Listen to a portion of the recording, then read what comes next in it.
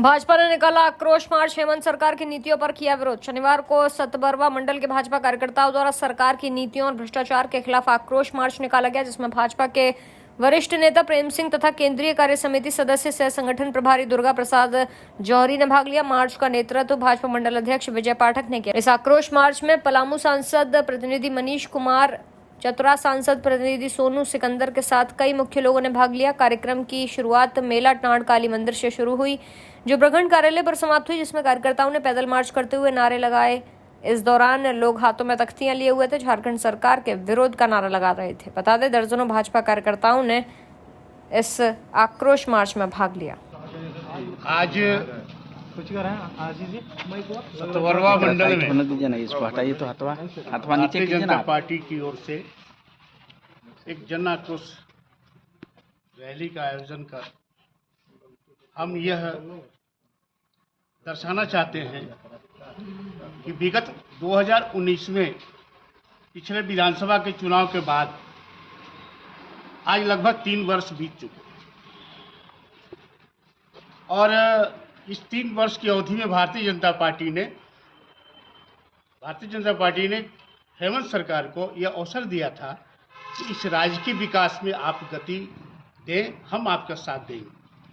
और 3 वर्ष के अवधि के समाप्ति के बाद जो परिस्थिति बनी है इस राज्य की, जहां राज्य में भ्रष्टाचार का बोलबाला है, कानून व्यवस्था नदारत है, कानून व्यवस्था नाम की कोई चीज़ नहीं है, लूट खसोट का राज्य, अराजकता की स्थिति पैदा हो गई है।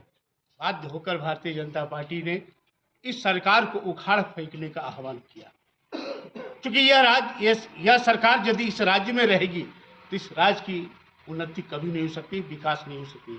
क्योंकि भारतीय जनता पार्टी एक सपना था और इसी सपना को पूरा करने के लिए इस राज्य को अलग किया गया था। अटल जी के श्रद्धेय अटल जी के नेतृत्व में इस राज्य का निर्माण किया गया था और इस राज्य के निर्माण कर हम इस राज्य में रहने वाले गरीब, दलित, आदिवासी भाइयों के उत्थान के लिए हमने एक सपना देखा था। आज वो सपना टूटता हुआ नजर आ रहा है। हम इसे कभी बर्दाश्त नहीं कर सकते हैं। भारतीय जनता पार्टी मुख्य दर्शक बन के नहीं रह सकती है।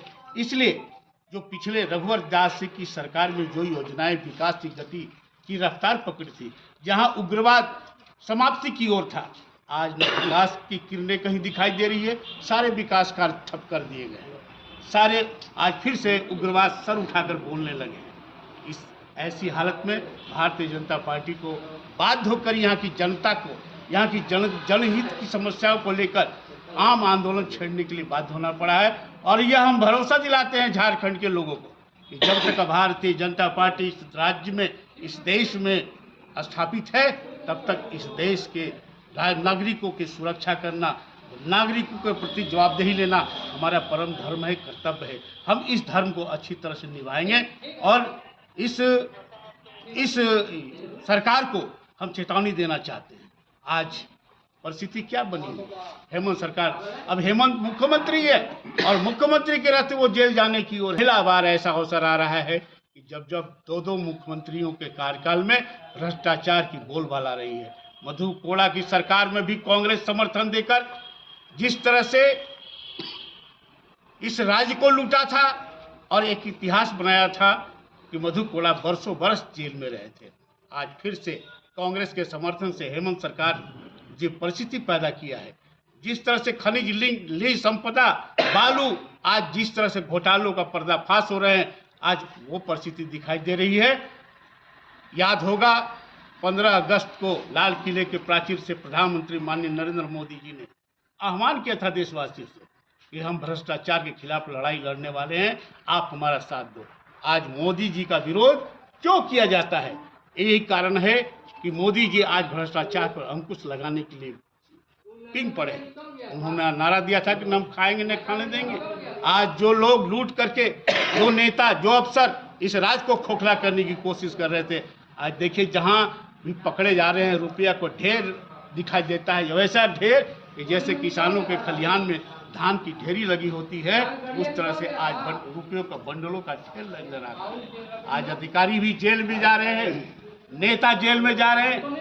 ये परिस्थिति पैदा हुई है झारखंड में।